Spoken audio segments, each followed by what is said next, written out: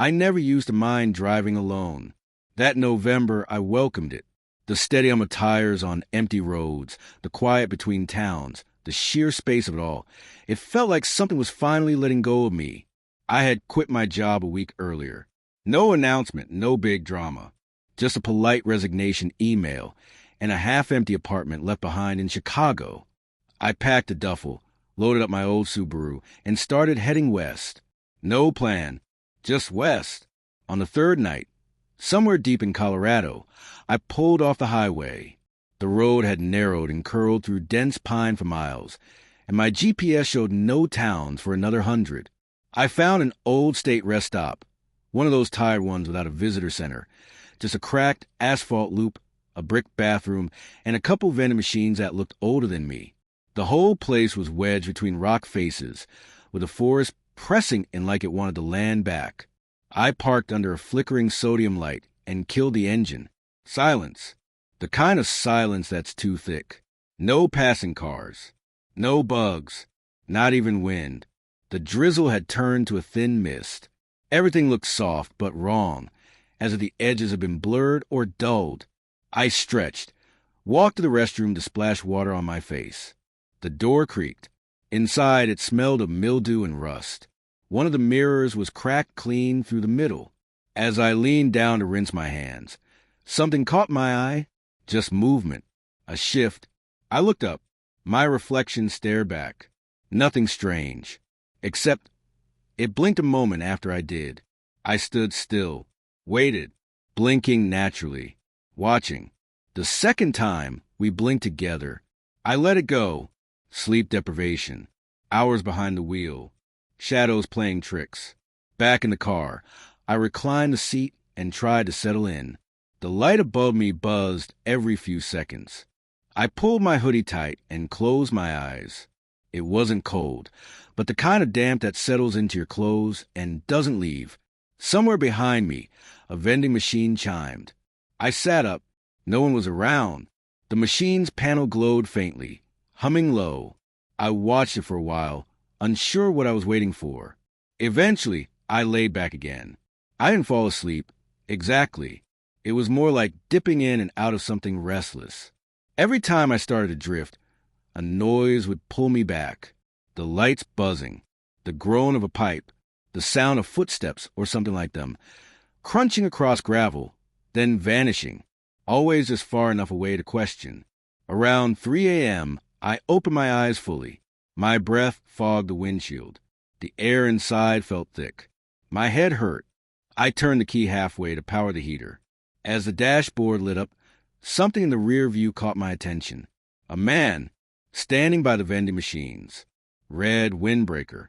Hood up. Pale jeans. No movement. No face I could see. He was angled just slightly away from me, like someone listening but pretending not to. I sat up, heart tapping a little harder. He didn't move. I looked away for a second, just to rub my eyes, try to wake myself up fully, then look back. Gone. I opened the door, stepped out. Nothing. I circled the rest stop. Gravel. Concrete. Wet leaves. Empty stalls. No footprints, though the ground was soft. I stood still for a while, trying to listen, try to hear more than just the wind. But there wasn't even wind anymore. Back in the car, I checked the rear view again. Still empty. Still wrong. I don't know how long I sat there, staring at the mirror, waiting for something to change. When I finally looked away and leaned my head back, the buzzing light above me cut out completely. I sat in blackness, the kind that feels like it's pressing in from the windows. I rolled mine down slightly, trying to shake the panic. Cool air hit my face. I told myself to count. 10 breaths in, 10 out. Normal things. You're overtired, that's all. Then I saw it again. In the side mirror, behind the car, where the asphalt ended and the woods began. Something red, fluttering, like fabric shifting in the breeze. No figure, just the edge of a jacket, caught in motion. But there hadn't been any wind. Not all night. I rolled the window up. Turned the key fully this time. Engine caught. Radio came on full volume, but just static. I turned it off fast, heart pounding now. There was a moment, a real sharp moment, where I wanted to drive away, put my foot on the gas and not stop for miles. But something held me there, a hesitation. Not fear exactly, more like confusion. Like I was trying to catch something just out of view, just out of reach in my own head. Eventually, the light above the car blinked back on. Steady, normal. I shut the engine off again. Told myself it was just a bad night. Too much driving, too little sleep. I lay back, closed my eyes. The buzzing continued overhead, rhythmic and dull. And I thought, just before sleep took me, that the last time I looked in the mirror, I hadn't been smiling. But the reflection had. I woke up to silence. For a moment, I wasn't sure where I was. My back ached from the awkward angle of the car seat, and the windows were fogged up, dimming the morning light. I sat up slowly, every joint stiff. My phone buzzed in my jacket pocket. 7:08 a.m. The drizzle had turned into a steady, whispering rain. Outside, the trees looked darker, like the wet had deepened their color. The parking lot was still empty. I hadn't seen a single car pass all night. I rubbed my eyes and checked the rear view out of habit. Nothing behind me. The vending machines stood quietly under their overhang. The one on the left had a smear across the glass, like a handprint dragged sideways. I told myself it was condensation. I didn't check. Instead, I stepped out, stretched, and walked toward the bathroom again. The air smelled sharp like wet stone. Cold threaded through my sleeves. Inside the restroom, the lights buzzed dimly. The cracked mirror still hung above the sink. I avoided it at first, focusing on washing my face, drying it with a crumpled paper towel. But something felt expectant, like I was being watched, even in that sealed space. I gave in and looked up. Just me. I waited. No delay in the reflection. No odd behavior. Just my face, tired and pale. I leaned in closer, eyes bloodshot, stubble creeping in, one of those small red lines at the edge of my eye from sleeping in the car. Normal stuff. But something was bothering me. I couldn't place it until I leaned back. There was no red in the mirror, not even a hint of color behind me. I stepped out into the lot again. Rain still falling. Trees still swaying faintly. But there it was, caught at the edge of the vending machine's frame. A scrap of red fabric. Small, like a torn corner, fluttering lightly in the wind. I stared at it for a while, then walked over. It was stuck between the machine and the wall. Pinched tight. I reached for it, hesitated, then pulled it free. It was thin, soaked through and warm. That stopped me. It shouldn't have been warm. I dropped it, got back in the car, started the engine. I needed to move, even if it was just to another parking lot down the road. About 10 minutes later, I pulled into a gas station in a small town I'd never heard of, Pine Hollow, according to the faded sign. One pump worked. The store looked like it hadn't been stocked in years.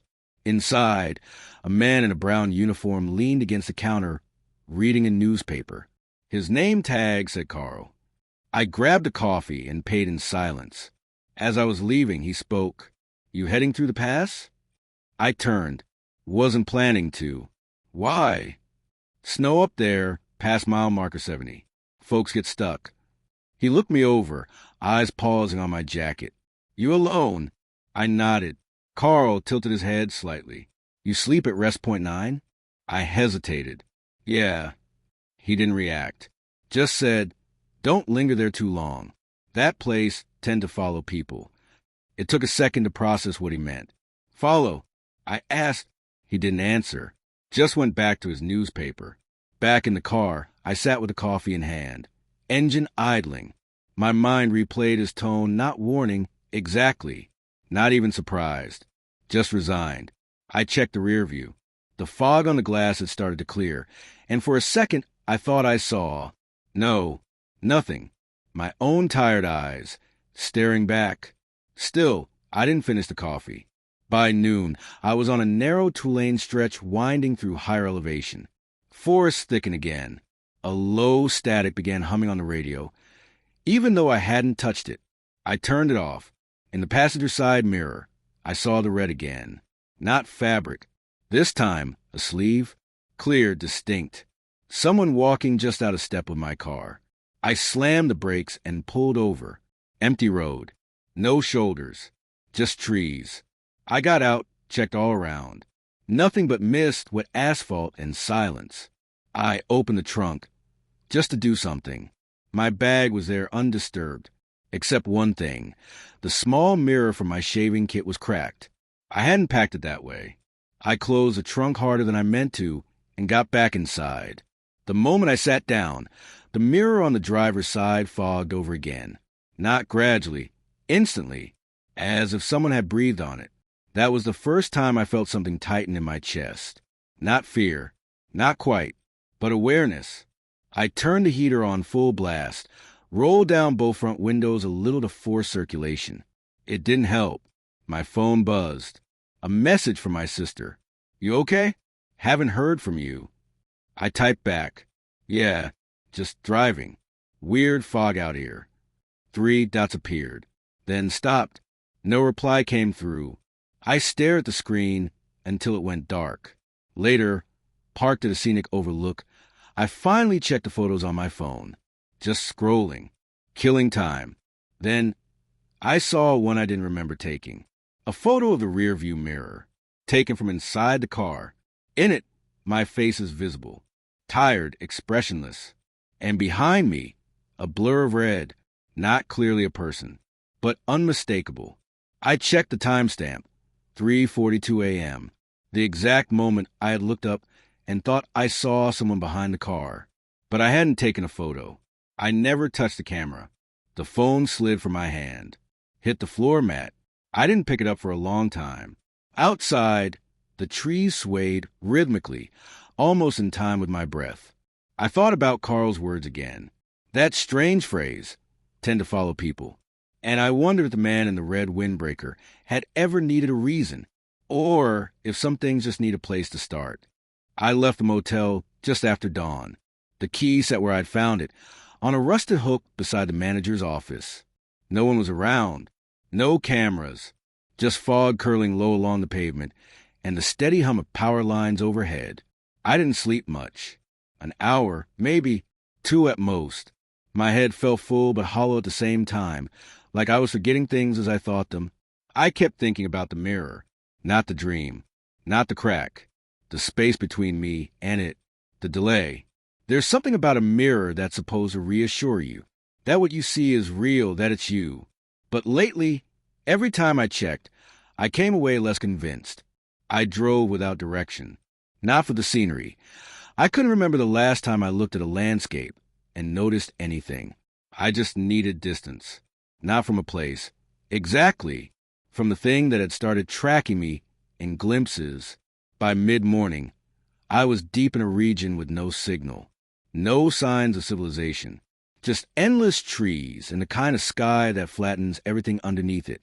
I pulled over to a clearing just off the highway. Not official, just tire marks and a break in the tree line. I shut the engine off. The silence that followed wasn't peaceful. It felt manufactured, like someone had scrubbed the world of sound. I stayed in the car, didn't move, didn't look at the mirrors, just sat there, hands resting lightly on the wheel, listening. After a while, I noticed a smell, faint, sharp, almost like ozone. It reminded me of old power boxes after rain. Metallic, not rot, not natural. I rolled down the window, slightly. A red thread was stuck to the side mirror. Long, frayed at one end, fluttering gently in the breeze. I reached out, plucked it loose, held it between my fingers. Synthetic, like nylon, almost familiar. I thought about burning it. Instead, I let it fall and watched it disappear into the grass. Inside, the air felt thinner. The temperature had dropped. Not freezing, just a sudden, unnatural chill that clung to my arms. I turned toward the back seat, half expecting something. Nothing there. But the mirror had shifted. The angle was wrong. I hadn't touched it. I adjusted it back, slow and deliberate, trying not to think too hard about how that could have happened. That's when I noticed the fingerprints. On the inside of the glass. Not mine. Smudged. Greasy. The shape of them wrong. Too long. Too narrow. I wiped them away with my sleeve. Started the engine. Drove. I don't know how long I was on the road. Time felt stretched, uneven. I remember thinking the trees were too still, like someone had painted them in place. Eventually, I saw a sign, Miller's Hollow, 2 miles. I don't remember choosing to go there. The road curved left, and I followed it. The town was barely more than a strip. Gas station, general store, a diner with 2 cars out front. I pulled into the lot beside the diner. Not because I was hungry, just because it was somewhere. Inside, a bell chimed. The woman behind the counter looked up, nodded once, and went back to her crossword. I took a booth near the window. The light outside was dimmer than it should have been. A menu waited on the table. I didn't open it. A mirror hung across from me, above the opposite booth. I tried not to look, tried to focus on the seams and the tabletop, the grain and the wood. But eventually, I glanced up. I was alone in the reflection. The seat across from me, empty in reality, held a figure in the glass. Red Windbreaker. Head down, hands folded, not moving. I didn't turn around. Couldn't. I blinked once. When I looked again, the mirror showed only me. The waitress came over. "You okay?" I nodded. She poured coffee. "You look like you've been driving a while." "Couple days," I said. My voice sounded strange, like I hadn't used it in too long. She left without another word. I didn't drink the coffee. Back in the car, I noticed the back door was unlocked, just the one on the passenger side. I always locked them. I reached across, clicked it shut, checked the mirror. Nothing. Still, I drove out of town faster than I should have. By the time I hit the main road again, the clouds had thickened. Dusk was hours away. But the sky told a different story. I kept seeing things in my periphery. Red, always red, in trees, on fences. Once, in the rear view, just a blur behind the glass. But when I stopped and looked directly, it vanished. By early evening, I found myself back at the rest stop. I don't remember turning. Don't remember the decision. It was like the road folded into itself. The vending machines hummed. The same flickering light above. The same cracked mirror inside the restroom. Except now the crack reached all the way down. I stepped inside, staring at the glass. My reflection stood straight, hands at its sides. Mine were in my jacket pockets. I moved one hand slowly. The reflection didn't match. It lifted its hand a second after me. Not a mistake. A choice. I leaned in. My pulse slowed. Not from calm. From something closer to dread, wearing a mask of stillness. I whispered, "What do you want?" The reflection smiled. Only that. Not wide. Not cartoonish. Just enough to show recognition. And then it faded. Not quickly. Bit by bit, like fog in reverse. Until only the mirror remained. Empty. I stepped back. My legs trembled. Outside, the light above the car flickered once. The red windbreaker was folded neatly on the hood. I didn't touch it. I drove until I couldn't see the road anymore. I've stayed in motels since. Different routes. Avoiding mirrors when I can. Covering them when I can't. Sometimes I catch a glimpse of red in a reflection that should only show me. Sometimes the delay comes back. I haven't seen my own smile in weeks. I don't remember the last time I blinked first.